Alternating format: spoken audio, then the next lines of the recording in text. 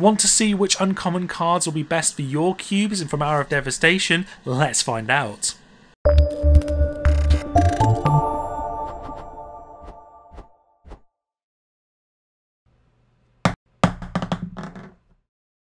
Hello and welcome to Life Begins at 20. My name is Mark, and if this is your first time here, thank you for joining me, and if you're interested in learning more about the cube format, hit that subscribe button below and don't forget to hit the notification bell as well to know when all of the videos are uploaded. Now we're going to be taking a look now into the uncommons that were in Hour of Devastation for cube, and to be honest there hasn't been all that many, and that's why it's only a top 5 list and not bigger.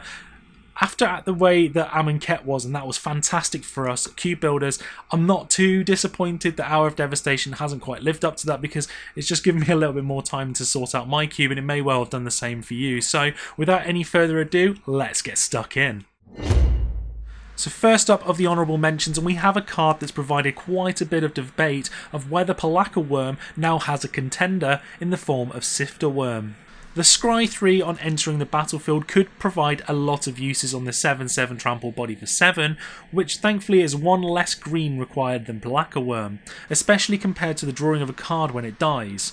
But the 7 life gain may well do a lot more for you on Pelakka Wurm compared to the average 3 or 4 on Sifter Wurm at stabilising the board when it comes in.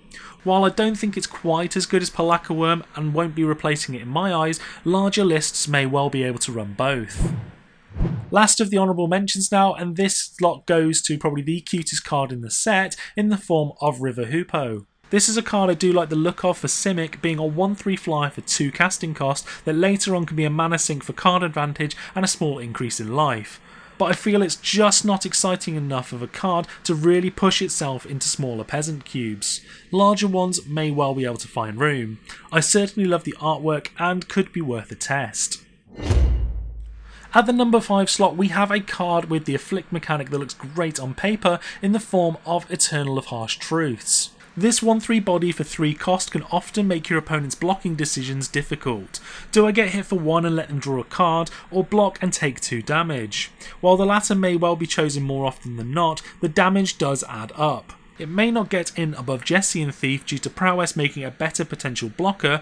The Eternal may provide a lot more damage in the long run. At the number 4 slot, we have another card that is going to be helpful for the Spells Matter archetype in the form of Bloodwater Entity. While this 2/2 flyer with prowess for 3 doesn't give you card advantage itself, it does bring back an instant or sorcery card from the graveyard on top of your library.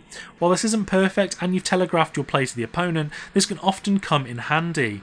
Early on it may only have a couple of targets, but later on when played it can often be a huge benefit. Next up we have a card that's got this far purely down to the versatility of it, and that is Supreme Will. Having both Mana Leak and Impulse on a card up on your opponent's turn is great, even if the 1 extra mana makes both effects significantly worse. The flexibility more than makes up for it. Smaller cubes may struggle to find a cut, but larger ones should be able to slam dunk this in. Red finally has a Wild Mongrel version of its own. Well, sort of. Burning Fist Minotaur is a 2/1 first strike creature for 2, which is definitely up there in the realms of Aether Chaser, and I certainly prefer to have this over Blood Rage Brawler from Amonkhet due to getting to discard on my own terms. The threat of its activation is definitely real for your opponent, even though the cost is potentially a little high. It's definitely slower for reanimation, but can do some serious work.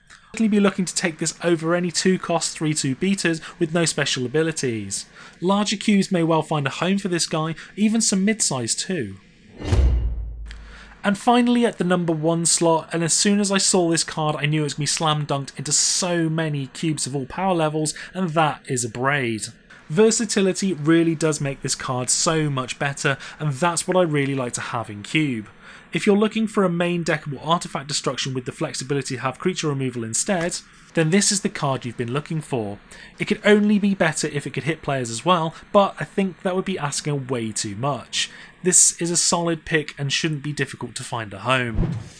So there we have my top 5 uncommons from Hour of Devastation for Cube, plus a couple of honourable mentions as well. Let me know in the comments section below what you think. Have I got the order mixed up? Is there some cards that I've missed out as well? Do let me know, because I'm always interested to see which cards you'll be putting into your cubes.